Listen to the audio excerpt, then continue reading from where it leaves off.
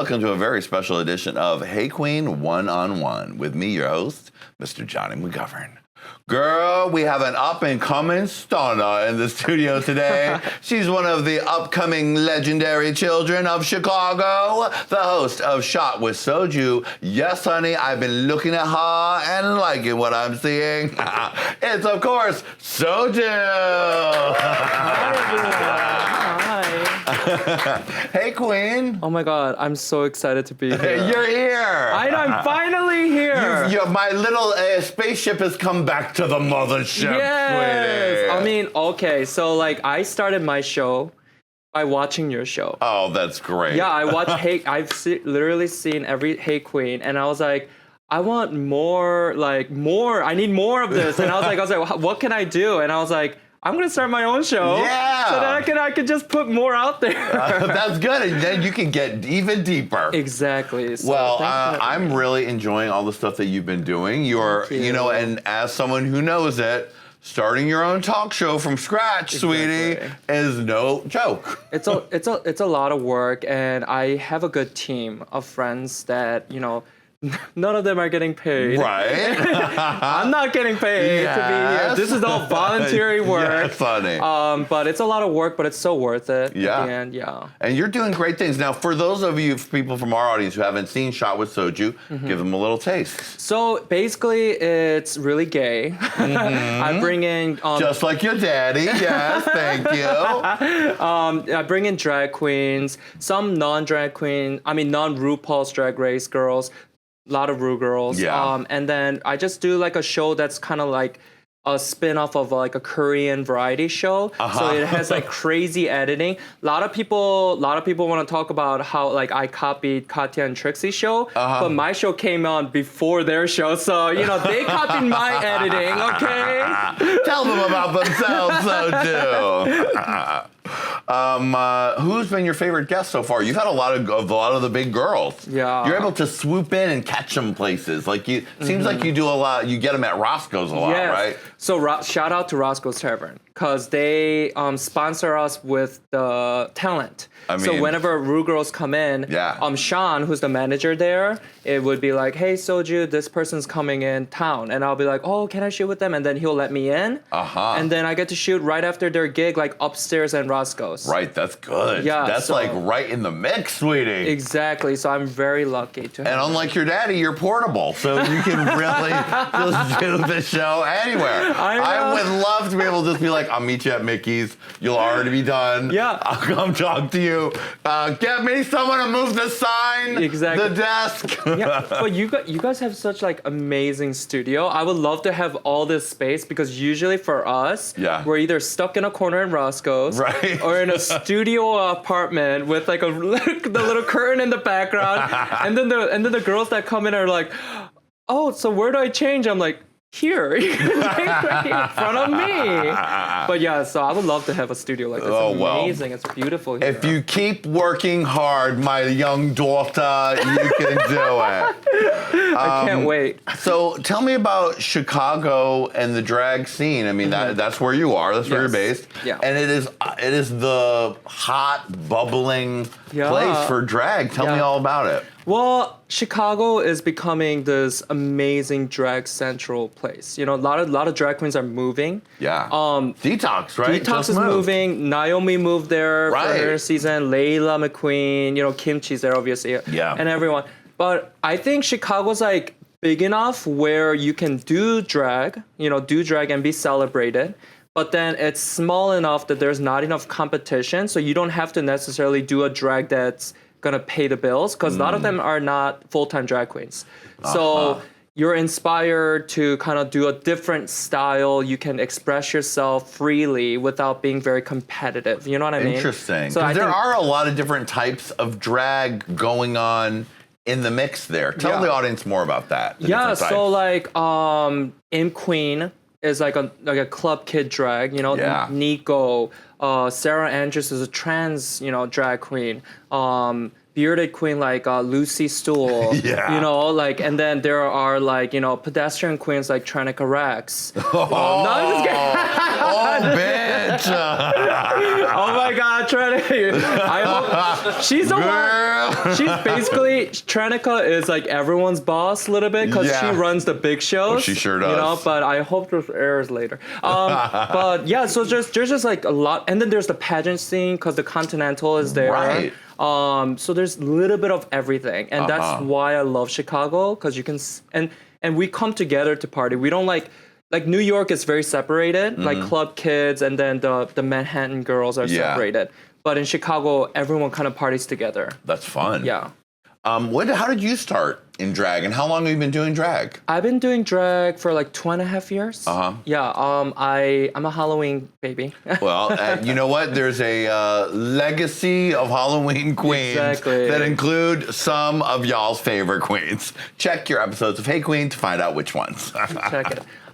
So I started on Halloween. I was like, I really want to do it. And my drag mom, Kimora Hall, is an Asian queen too in Chicago, legendary in Chicago. Yes. And then I told her, I messaged her and I was like, can you help me? And then she was like, I'll only help you if you're serious about it. So for 1 month, I was stuck at home. She's like, don't take pictures, just practice your makeup. So I practiced every day for a month before Halloween. Wow. Yeah, and then I got my hair ready, look ready just for Halloween. And then when I made my debut on Halloween, I came late to a show that Kimchi already did. So Kimchi left. I came, and everybody thought I was Kimchi. Wow. And literally, that means you were doing it right. I hope so. No, there were queens like that would talk to me for 10 minutes, thinking that I was Kim, and then later on be like, can I take a picture with you? And I'm like, you want to take a picture with me? You know what I mean? And later I found out that they thought that I'm Kimchi. I was like, oh my God, I'm like, this is amazing. And then just that attention that I got, I was like, and I loved it. So I was like, after that, I literally did not stop. I just kept going. Yeah. You're like, and you know what? This is Kimchi, and I'd love another gig. Where is Kimchi leaving the club? Is Kimchi left the club? Oh my God! Because I want to come in and be Kimchi. No, Kimchi would make jokes and be like, "Do you get paid every time you say my name, girl?" I was like, "Girl, I'm not the one saying your name. People around me are the ones that saying your name, girl." Yeah. Now, you have a traveling K-pop party called Soul Train. Yeah, Soul Train. Tell me about that. So Soul Train, I started because I love K-pop. Yes, you do. Clubs don't play a lot of K-pop music. And if you listen to K-pop, it's very much a club songs. You know, it's very dance songs. Oh yeah, they're like pop bangers. Yeah, and K-pop lovers are kind of like drag fan lovers, where it's like it's very alternative. You know, it's not mainstream. Yeah. So I think that's why drag and K-pop kind of unite together. And I just played off that, and I was like, you know what? I want to hear K-pop music, and if I want to do that, I'm going to throw my own party. Yeah. So I started throwing my own party. It started at Chicago. I brought my friend Edward Avila, who's a big YouTuber. Okay. K-pop YouTuber. And then it literally sold out. It was packed. So we did another party, and we did a party in New York, and we're going to do a party in LA. And it just kept going because K-pop is huge. It has like a really passionate fan base. Oh yeah, they know every dance, they know every words. Like I don't even know all the words and dances. They do it all, and I was just like, I just love being able to share my love for K-pop with everyone. And K-pop is kind of like picking up the mantle of that video style from the early 2000s. Exactly. With Britney, NSYNC, Backstreet at their height. Yeah. And where pop stars were super glamorous and like. The videos are just so amazing, and the songs, even if you don't know the words, are very catchy. A lot of times there's no like depth to it. Yeah. So it's just like it's fun, it's lighthearted, and if you want to be out of your like depression for a little bit, then you just listen to K-pop. Like that's what I do. Right. I'm sad. I listen to K-pop. Now, you are a Korean queen, as your beautiful outfit might tell. This little thing. This whole thing. Yes, You do look stunning today. This is inspired by hanbok. Hanbok is a Korean traditional dress. Yeah. So a lot of Korean ladies wear this during like wedding or like festival times. Yeah. Yeah. So I love sharing my Korean culture with the American fans. In your own drag way. I love in my that. own drag way, and I could never do this honestly in Korea. Really? Because they're very conservative there, and you know, being gay is like kind of like a taboo there. Right. So, you know, me doing this in America kind of helps actually the gays in Korea. Right. They message me all the time and they're like, "Thank you so much for representing Korea." Ah. You know, in the gay community, because you know the Korean community is changing too. You know what I mean? One would hope so. Yeah, Everybody so slowly, is bit by bit around the world making progress, but having subversive queens like you sending out the images is helping it out too.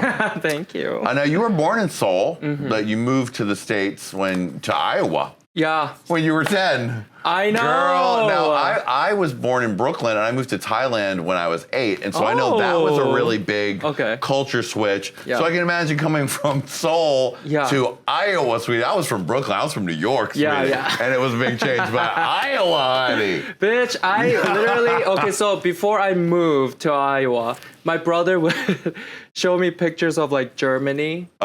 Like, and like London. Oh, but of course. And Manhattan. Only the most metropolitan centers of the world. And he's like, this is where we're moving. And I'm like, oh, I'm so excited.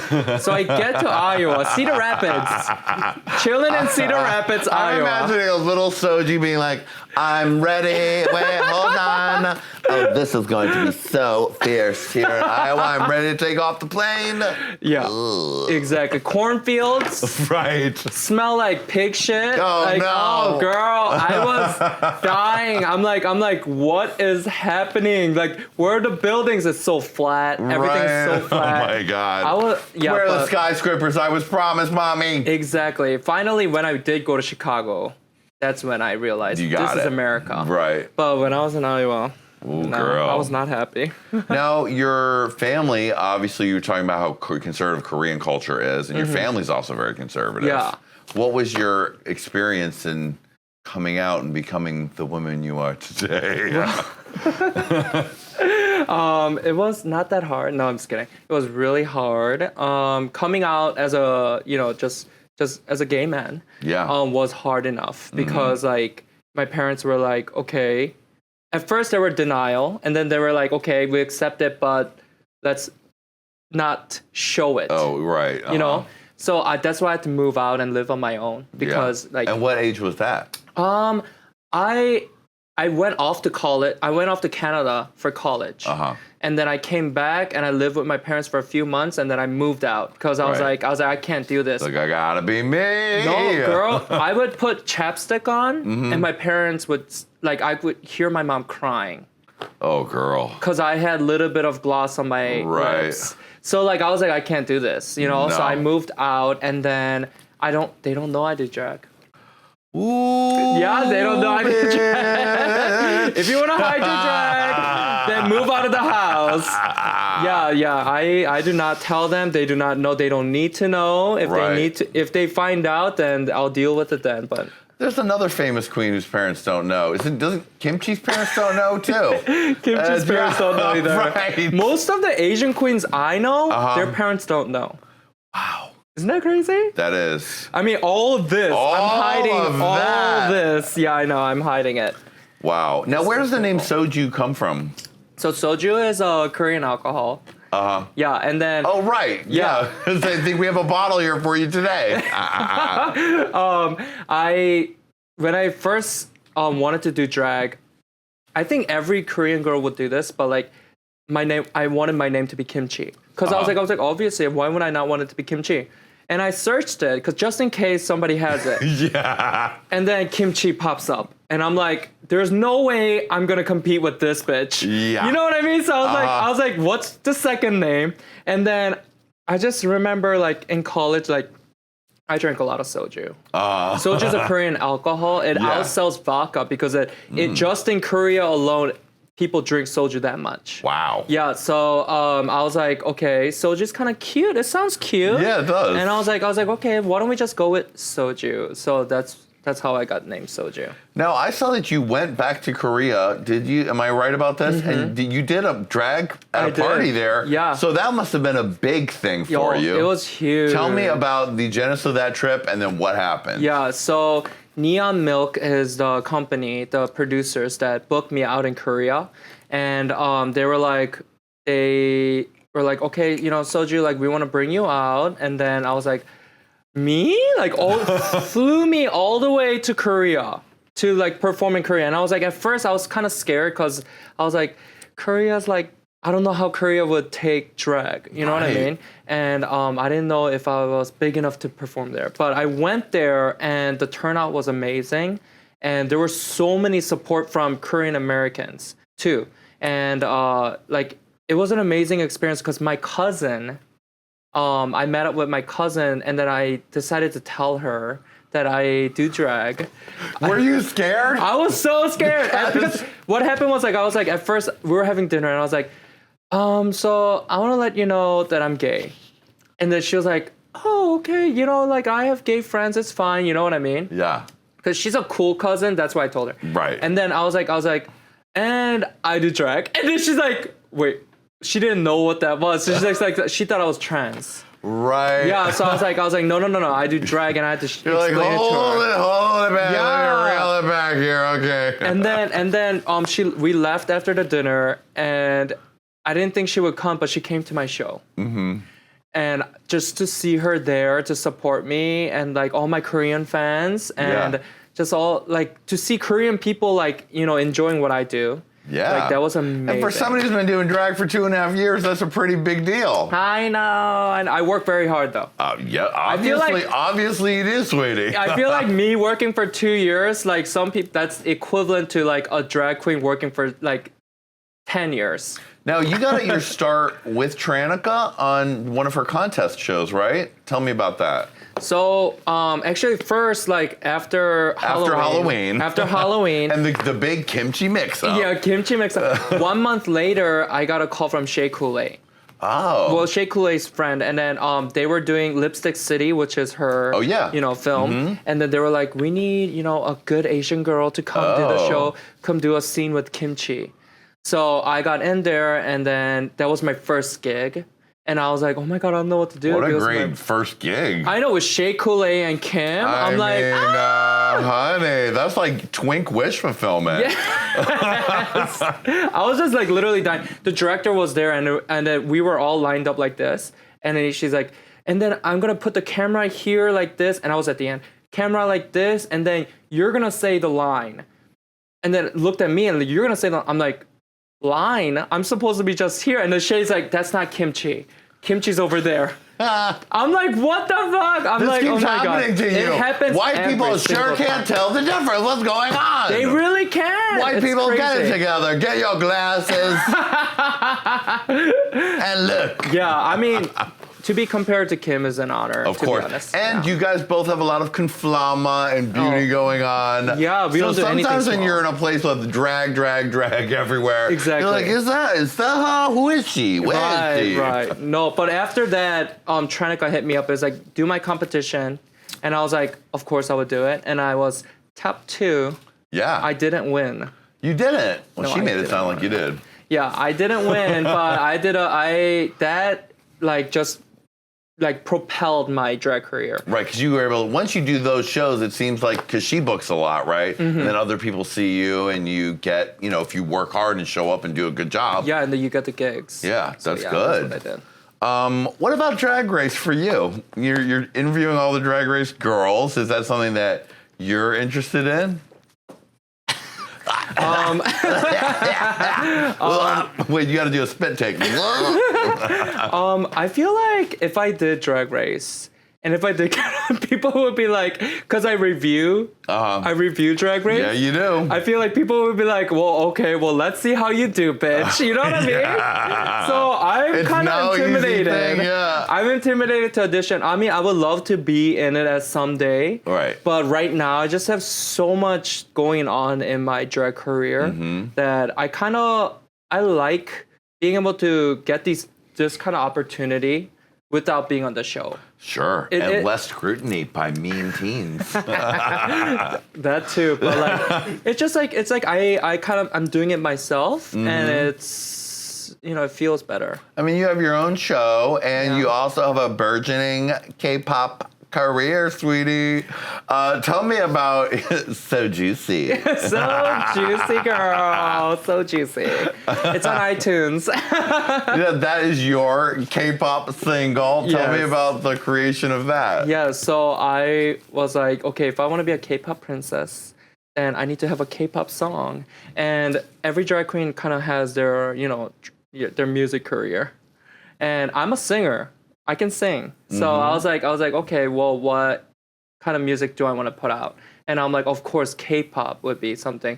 But I didn't want it to be all Korean because I do have more English-speaking fans. Right. So I want it to be a mix of Korean and English. Yeah. And that's how So Juicy. I made So Juicy to kind of be like, how would it do if I put it out? Yeah. And once I put it out, it hit the charts in iTunes for K-pop. Wow. Yeah, in Australia, I think it was like top 12 in Australia. Yeah, and then it hit the charts and everything. So I was like, okay, I need to make a full EP. Mm-hmm. So that's coming out at the end of May. I don't know when this is coming out, but it's coming out at the end of May. Well, that's fine. Well, maybe we'll time it around the same. Maybe you will, honey. And that's going to be called K-pop Idol Reject. Yes. Is there any truth to is there a K-pop idol that you were rejected from? I was rejected so many times.